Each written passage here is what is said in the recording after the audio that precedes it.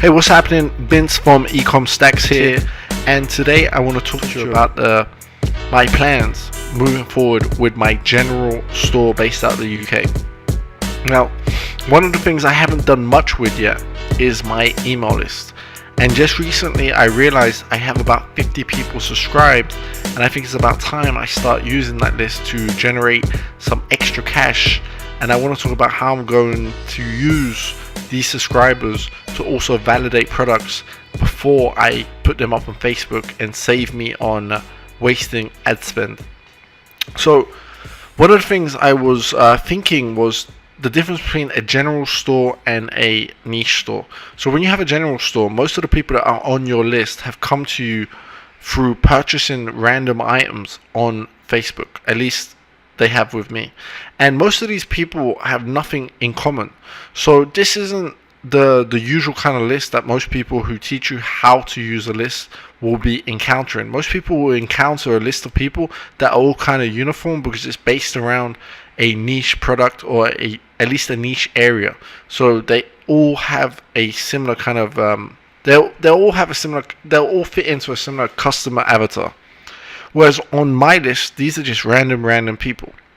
So I think the best way to go forward now is to take this list, find the 3-4 products I'm planning to launch on Facebook in the coming days, and pre-validate them by throwing them up to the list and seeing which ones convert and which ones don't. In all likelihood, most of these products won't convert on the list because, again, these are just random people. But if some of them do, that would be a good indicator of which products to move forward with and which ones are more likely to be winners rather than losers, and save you on save your ad spend, basically. Because one of the problems is when you're starting out, you don't have all this budget, and you just want to minimize losses and find winners as quickly as possible so you can scale forward and start testing more and more without losing so much money. So that's basically what I'm planning to do with my email list. I'm just planning to use it to pre-validate products that I will then throw up onto Facebook and hopefully find winners sooner rather than later. On a side note as well, when I first started my store, one of the things I was told to do was, or I wasn't told to do, but I took the advice of many of the e-com gurus out there, was to sign up with Klaviyo. And Klaviyo is considered the best email provider for e-commerce, and especially Shopify, because they really integrate well. But when I went to use it the other day and figure out how to go about now using my email list, I found that, man, there are just no resources out there to help you use this software.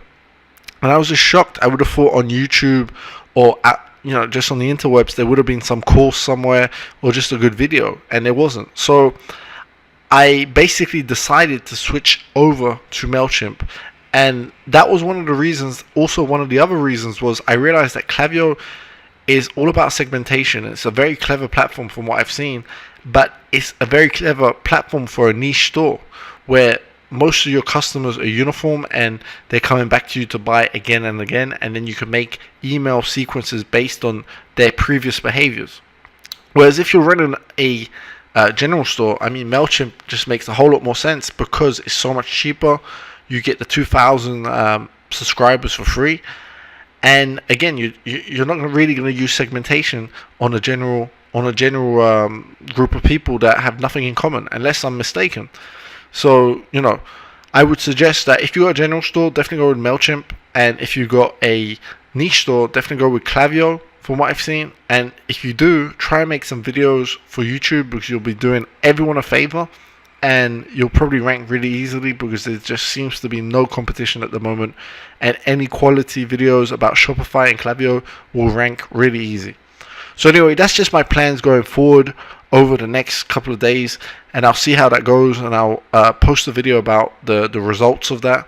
I don't expect any sales, to be honest, because it's just like the numbers don't make sense.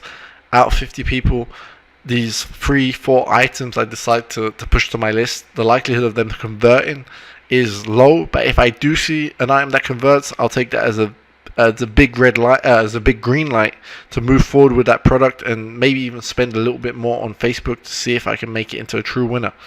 So anyway, if you like this content, and you're interested in Shopify and AliExpress and dropshipping, subscribe below, because I will be trying to put out videos every day.